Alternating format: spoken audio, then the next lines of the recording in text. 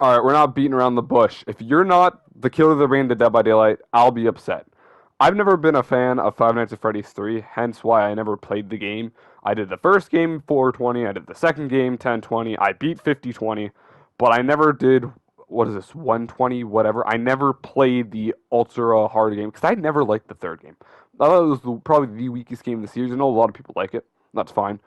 But it still brought the coolest character into the Five Nights at Freddy's series. So the fact that Dead by Daylight announces a Five Nights at Freddy's crossover is so cool. And if it's not Springtrap, why? I could understand it being William Afton, but that's the only other, like, if they actually brought like a human character. But come on, he's the main killer. He becomes Springtrap, whatever.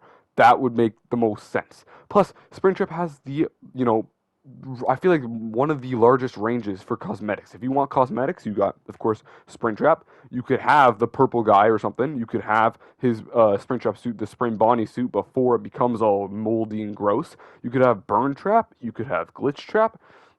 You could have all sorts of different variants. You could have Afton from FNAF 6. It would be really cool.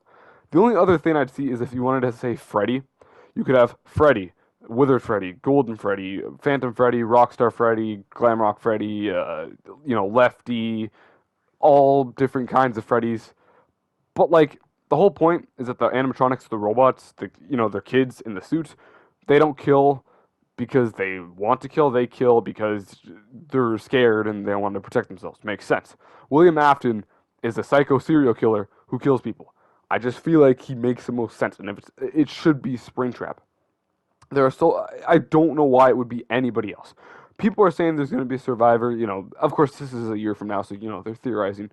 If it's going to be a survivor, I really hope it's not a movie character. I think it should be based off the games. So if they bring like someone from, it should be Mike from the games, and that should be it. I feel like Michael Afton, his son from the games, is the only right option. Kind of decaying corpse. That makes sense. Other than that, what else? Well, of course, there better be a pizzeria. I can see if it's Springtrap, then I could also see it being this map, because this map, again, I don't like the third game. It has such a cool layout for a building, like the horror attraction thing. That's really cool. I could definitely see it being that, but what I would like to see is the... Oh yeah, I forgot that happened. Yeah, also, if you're wondering why I died on night 2, just ignore that, please. Like I said, I'm not good at this game. I don't like this game. Anyways, I could see it really hoping to be the first game, and the reason why is, of course, with the newer, Dead by Daylight maps, a lot of them anyways, I'll point to the Nostromo wreckage here, they have interactive, unique things that can happen. Like, for instance, again, this gas thing here that can just happen if you're, being chased by the killer. It doesn't necessarily stun them, I think, but just slow them down. It's very, very cool. That could be something they do. Of course, Midwich being the other one is where if you just wait until the end of the match, then the chest opens up in the middle, you can grab it, and it's always a good item, I believe. Super cool things like that could happen. What I would like to see, though, is the first, building have an outside area because it's not the biggest building. I don't want you to super make that big, but have the security doors. I don't know what the killer could do is you can shut it on them, and then run the other side and run up the hall. And of course, there's no way they connect it all, so you'd be kind of safe like that, of course. But what would happen is then the killer has to break down the door, kind of similar to a breakable wall, and then kind of like again with the pipes and stuff in the Nostromo wreckage, you have to reset it. That would be really cool. That's my idea for a Five Nights at Freddy's map. But again, I think the main thing is it should be Springtrap. I don't know why it would be anybody else. If it is anybody else, I think that's a huge miss opportunity. Again, he just makes the most sense being the only serial killer in the series. He makes the most sense for if you want cosmetics. He has a ton of different variants.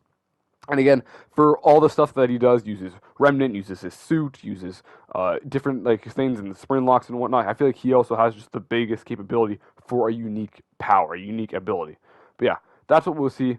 And that's all I really want to talk about, is I'm really hoping for when this Five Nights at Freddy's thing does come out in 1 year time. So, there's lots of stuff to change and grow and how they're developing it now. Because if they're announcing it, they're probably going to start at least thinking about what they want to do. I hope it's really good. Yeah, that's everything. Bye, guys.